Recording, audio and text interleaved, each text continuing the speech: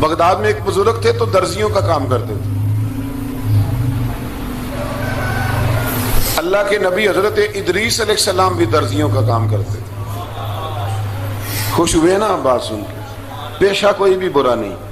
ایک برا ہے وہ ہے ہاتھ پھیلانا. اس کے علاوہ کوئی پیشہ برا یہ برا نہیں، یہ ہاتھ پھیلانا برا ہے. حضرت شیخ محمد بن حسن کہتے ہیں کہ وہ بزرگ جو تھے نا، امام غزالی نے لکھا ہے، وہ درزیوں کا کام کرتے تھے. تو اس زمانے میں نا کھوٹا سکہ بھی کبھی کبھی آ جاتا تھا. کھوٹا سکہ پرانے لوگوں کو تو پتا ہوگا، چلو نوجوانوں کو بتا دیتا ہوں. چاندی کے سکے ہوتے تھے تو اوپر سے جب وہ کھس جاتا تھا نا نمبر، تو اس کو کہتے تھے اب کھوٹا ہو گیا. کیوں جی بزرگوں ایسے ہی ہے. وہ کھس جاتا تھا تو کہتے تھے سکہ، تو وہ چلتا نہیں تھا کہیں بھی. تو وہ بابا جی کی دکان مشہور ہو گئی تھی کہ وہاں کھوٹے سکے بھی چل جاتے. لوگ دے آتے تھے کھوٹے سکے، بہت سارے لوگ دے دیتے. بابا جی چپ کر کے قبول کر لیتے. مشہور ہو گیا، جو بھی جاتا کھوٹے سکے دے آتا. بابا جی قبول کر لیتے. پھر شام کو نا گھوڑے پہ بیٹھ کے جاتے اور دریا میں بہا. ایک دن کچھ بندے کھوٹے سکے لے کے آ گئے تو بابا جی ابھی مصلے پہ تھے، نماز پڑھ رہے تھے. تو بیٹے نے کپڑے دیے تو کھوٹے سکے وصول کیے. تو وہ کھوٹے سکے دینے والا شخص کھوٹے سکے دے رہا تھا. تو وہ بچہ کہنے لگا تم نے بڑی عرصہ بیوقوف بنایا میرے ابا کو، کھوٹے سکے دے لے جاؤ. کہنے لگا تمہیں واقعی نہیں پتا چلتا کھوٹے ہیں؟ کہا ابا جی کا نہیں مجھے پتا، پر مجھے تو پتا ہے نا. اور میرا ابا شام کو کھول کے دیکھتا ہے تو پھر جو کھوٹے کھوٹے ہوتے ہیں انہیں دریا میں بہا کے آتا ہے. لے جاؤ اپنے. اتنی دیر میں بزرگ نماز سے فارغ ہوئے. کہنے لگے نہیں نہیں بیٹے رکھ لے، کھوٹے ہی رکھ لے. سننا بات. کہا جناب کیوں؟ فرمانے لگے میں کھوٹے اس لیے رکھ لیتا ہوں کہ لوگوں نے پیسوں میں ملا کے دوسروں کو بھی تو دینے ہیں نا. تو میں چاہتا ہوں چلو باقی لوگ نقصان سے بچ جائیں، ہمارا تو گزارا ہو ہی رہا ہے. باقی لوگ نقصان سے بچ جائیں.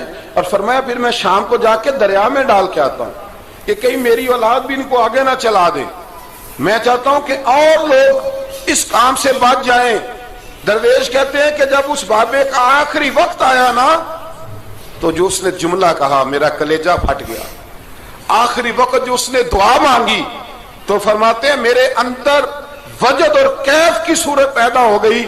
فرماتے ہیں ان بزرگوں نے اپنے آخری وقت دعا مانگی، اے اللہ میں نے ساری زندگی کھوٹے سکے قبول کیے تاکہ تیرے بندے شر سے بچ جائیں.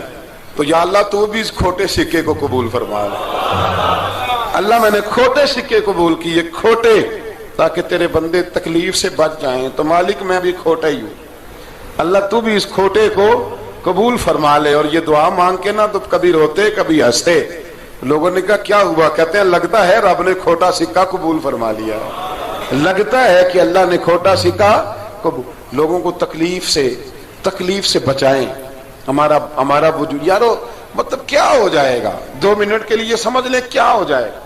یعنی اگر آپ بڑے غصے سے باہر آئے اور پاپڑ بیچنے والے پہ آپ نے غصہ نکال لیا سارا، میں رات کی ڈیوٹی کر کے آیا ہوں تھکا ہوا ہوں اور تو پاپڑ بیچنے آ گیا، تم لوگ بڑے نالائق ہو بدتمیز ہو. آپ نے یہ سخت جملے کہہ دیے، چپ کر کے وہ آدمی معذرت کر کے گزر گیا.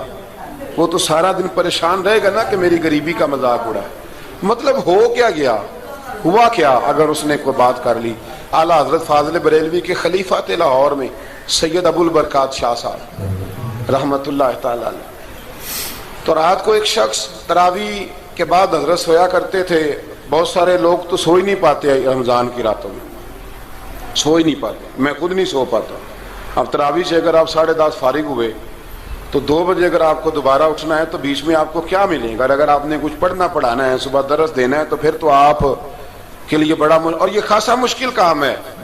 یہ خاصا مشکل کام ہے. آپ یقین کریں چند تفسیریں دیکھتے ہیں تو ٹائم بہت زیادہ ہو جاتا ہے. وہ پھر آگے سننے والوں پہ بھی ڈیپینڈ کرتا ہے ان کے مزاج مبارک کس طرح کے. سید صاحب رحمت اللہ علیہ نا عشاء کی نماز کے بعد تراویح پڑھ کے تو کچھ عبادت کی، کچھ مطالعہ کیا، صبح درس دینا تھا تو تھوڑی دیر کے لیے بوڑھے آدمی تھے، تھک گئے تو سو گئے. ایک بندہ نہ کہیں گیا ہوا تھا تو واپس آیا تو اس نے دروازے پہ دستک دی. تو سید صاحب کے بیٹے تھے، بخاری شریف کی شرح لکھی، بڑے عالم تھے، سید محمود رضوی صاحب رحمت اللہ. رضوی صاحب کہتے میں نے دروازہ کھولا، میں نے کہا ہاں جی بولو. کہنے لگا جی میں نے سید صاحب سے ملنا ہے. مفتی اعظم پاکستان تھے وہ، لاہور میں حزب الاناف ادارہ تھا، سید ابو البرکات شاہ. میں نے حضرت صاحب سے ملنا ہے. تو کہا کوئی حکم ہو تو مجھے نہیں کہ میں نے انہی سے ہی ملنا ہے. یہ بھی بڑا مسئلہ ہوتا ہے, میں نے انہی سے ہی ملنا ہے. چلو ٹھیک ہے جی, انہی سے مل لو. تو کہتے ہیں اتنی دیر میں نا سید صاحب بھی اٹھ کے آ گئے. محمود کون آیا؟ تو اس نے کہا حضور میں آپ کا ایک عقیدت مند ہوں, تو میں کہیں گیا ہوا تھا تو ابھی واپس آیا ہوں, تو مسئلہ نا کئی دفعہ پوچھنا کرتا ہوں تو بھول جاتا ہوں, ذرا بات کی نزاکت کو دیکھنا, بھول جاتا ہوں. تو یاد آیا تھا تو میں نے کہا چلو ابھی پوچھ آتا ہوں, گزر رہا تھا یہاں سے. میں پوچھو. کہنے لگا جی پوچھنا یہ تھا کہ جس نے فرض جماعت کے ساتھ نہ پڑھے ہوں رمضان میں, تو کیا وتر جماعت سے پڑھ سکتا ہے؟ مسئلہ پوچھنا تھا. علامہ محمود رضوی صاحب کہتا ہے مجھے بڑا ہی غصہ آیا. میں نے کہا کہ پتہ نہیں کوئی اس وقت مشکل آ گئی ہے جو رات کو آیا ہے. کسی وقت انسان رات کو طلاق دے بیٹھتا ہے, کوئی ایسی بات ہو جاتی ہے تو عالم کے دروازے پر, یہ تو عام سا مسئلہ ہے, سویرے بھی پوچھ لیتا. اتنی تکلیف دی اس نے, کتنی بڑی اذیت ہے. اور ایسے ہوتا ہے, ہم نہیں یہ احساس کرتے کہ یار تھوڑا سا دیکھ لیں, ماحول کو دیکھ لیں, طبیعت کو دیکھ لیں. مجھے بڑی اچھی طرح یاد ہے کہ میں نے ایک دفعہ نا ایک عالم سے مسئلہ دریافت کیا, وہ ہمارے استاد تھے, تو مجھ پہ ناراض ہوئے. میں بڑا پریشان ہوا کہ پوچھی تو میں نے دین کی بات تھی, تو استاد ہی ناراض ہو گئے. استاد واپس آیا تو یہ کہنے لگے تمہیں پتہ ہے میں شوگر کا مریض ہوں. میں بڑی تکلیف میں تھا, اور میں نے نماز کے لیے میں جلدی کیوں اٹھ کے چلا گیا تھا, میں نے ایک روٹی کھانی تھی, مجھے کچھ ہو رہا تھا. تو اب میں اگر تجھے انکار کرتا, دین کی بات تھوڑا دیکھ لیا کرو, مزاج کو سمجھ لیا کرو, تم سمجھتے نہیں, احساس نہیں پیدا کرتے. وہ بڑی اس وقت چیز سمجھ میں آئی کہ کچھ چیزیں ایسی ہوتی ہیں, ہر وقت انسان ایک موڈ میں نہیں ہوتا. آپ سمجھیں, بہرحال جو بات کرنا اس کو سمجھیے گا. تو وہ کہتے ہیں کہ سید صاحب نے اس کو کہا, میں بات ختم کرنے لگا ہوں, کہا کہ وہ اگر نہیں نہ پڑھے فرض جماعت کے ساتھ تو بہتر یہ ہے کہ وتر بھی جماعت سے نہ پڑھو. وہ بندہ مطمئن ہو کے چلا گیا. سید صاحب اپنے کمرے میں چلے گئے تو علامہ صاحب کہتے ہیں مجھے بڑا غصہ آیا. میں نے اس کو بلایا, میں نے کہا کہ کیا تیری جان کے مصیبت میں آئی ہوئی تھی, اسی وقت ہی مسئلہ پوچھنا تھا, اسی وقت ہی پوچھنا تھا, دن نہیں چڑھنا تھا, یا تجھے حضرت اسرائیل بتا گئے تھے کہ تیری آخری رات ہے؟ کہتے میں نے پورا غصہ نکالا اس کا. میں نے کہا تو بڑا ہی بیوقوف آدمی ہے, بوڑھے آدمی ہیں, اور بڑی مشکل سے نیند آتی ہے, آ ہی گئی تھی تو آ گیا ہے.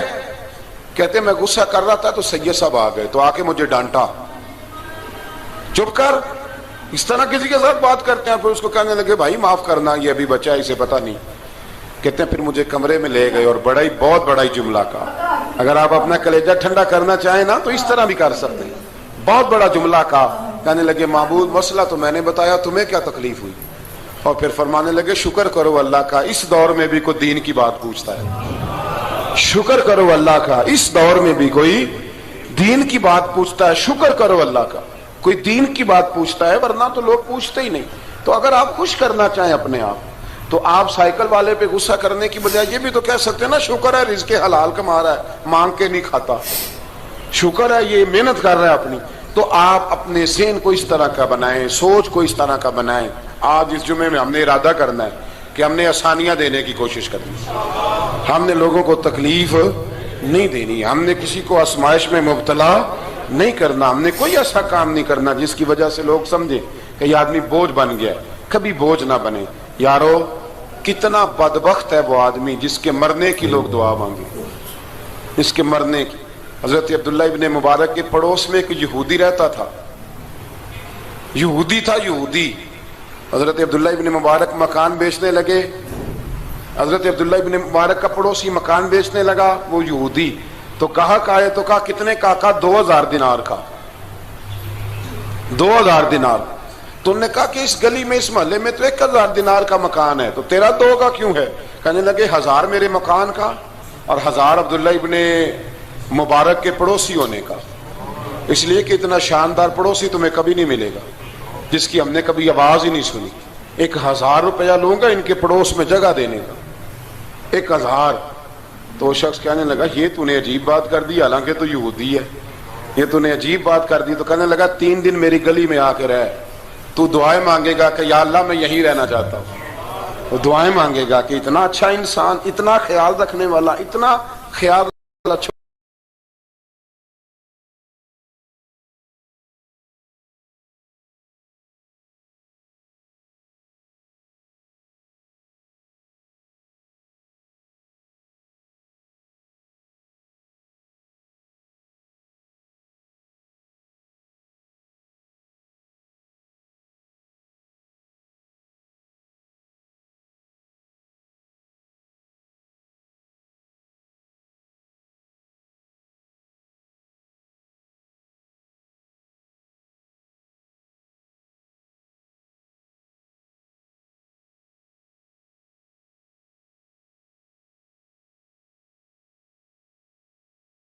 کریں، کسی سے پیار کریں.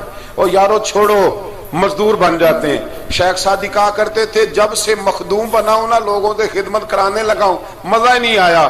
مزہ تو تب آیا ہے کبھی نانی کی خدمت، کبھی دادی کی خدمت، کبھی ابا کی خدمت، کبھی اس کی خدمت.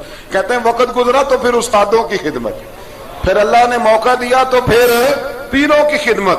اور کہتے ہیں میرا تو دل کرتا ہے میں مریدوں کی بھی خدمت ہی کروں، میرا تو دل کرتا ہے میں شاگردوں کی بھی خدمت ہی کروں. کہتے ہیں جو مزہ خدمت میں آیا ہے وہ خدمت کرانے میں یہ مزہ بھی لینے کی کوشش کریں.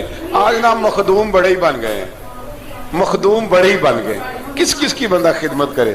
تو اس طرح کریں کچھ خادم بھی تو پیدا ہونے چاہیے نا، کچھ خادم بھی پیدا ہونے چاہیے. مہمان خصوصی بڑے ہو گئے، کوشش ہونی چاہیے کچھ عام سے بھی مہمان بنے، عام سے بھی جو خاص مہمان نہ ہوں، جن کا ارادہ ہو کہ نہیں ہم نے پیار ہی بانٹنا ہے. دعا ہے رب کریم کی بارگاہ میں اللہ خوبصورت دین پر خوبصورتی سے عمل